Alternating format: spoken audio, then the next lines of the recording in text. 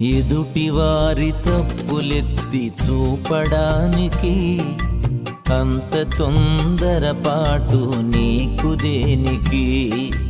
ఎదుటివారి తప్పులెత్తి చూపడానికి అంత తొందరపాటు నీకు దేనికి?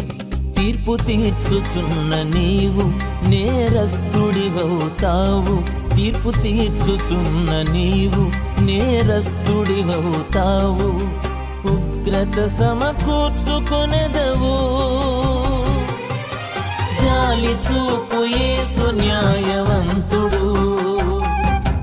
జాలి చూపు యేసు న్యాయవంతుడు. జారిపడిన నిలుపుటకు సమర్థుడు. జారిపడిన నిలుపుటకు సమర్థుడు.